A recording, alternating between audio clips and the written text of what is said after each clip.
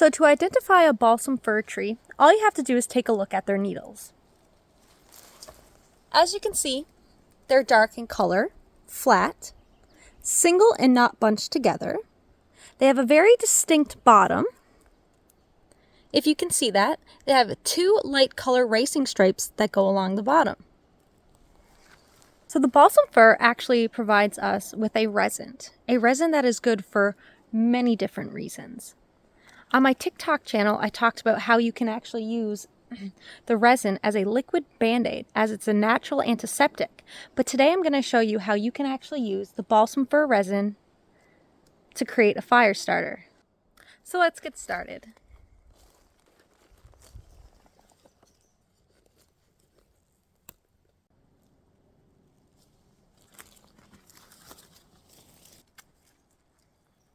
If you're wondering what I'm doing here, I just found a dry stick and I'm actually creating a point with my knife. So what the stick is going to look like, it's going to kind of look like a scoop. So I'm like carving out a way you would do with a spoon.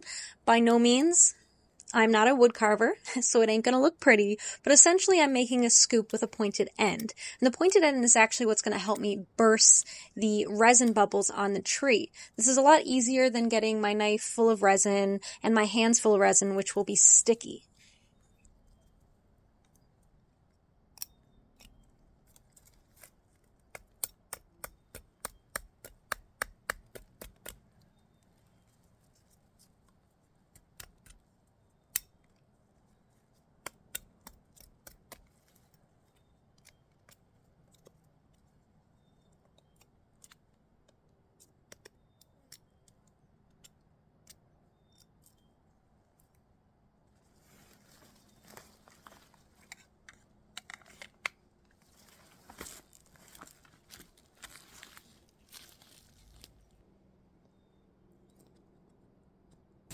As you notice, this requires a steady hand, and a steady hand I do not have. But I eventually popped the bubble, and now this one didn't really work as well as I planned. But essentially, you pop the bubble, and you kind of like let the resin just fall into the scoop. I eventually do get it right. And throughout this video, I found that if I kind of just use the sharp part to point it, but then push the scoop, like the side of the scoop, up into the bubble, then the resin will fall in the middle, exactly where I want it to go.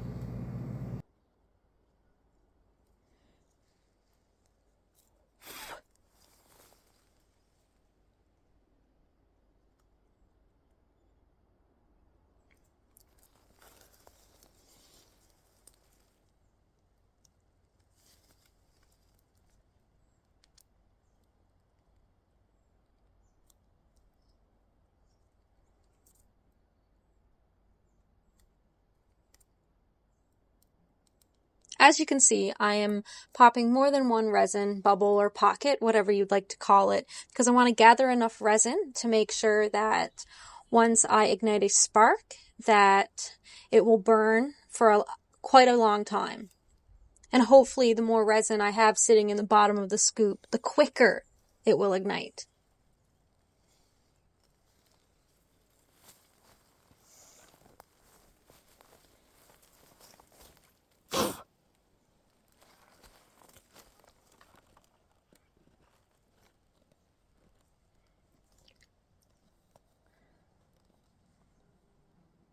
But I'm going to tell you, the mosquitoes, they were savaged in the woods today. I probably got bitten by like 12 mosquitoes at once, or that's what it felt like. I couldn't stop itching. And that's another thing. If you're taking a rest, make sure that you hold your dry stick, your scoop, level. As you could tell, I had some resin dripping out, which made me need to go and collect more resin. But hey, there's a lot of balsam trees around here, so we're all good.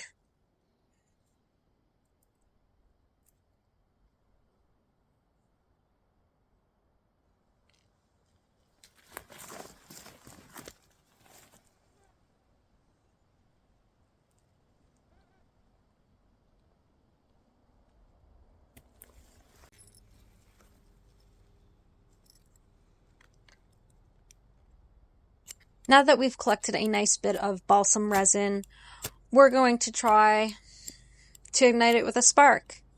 Now, I'm still new to bushcraft and survival, as well as prepping, as you all know.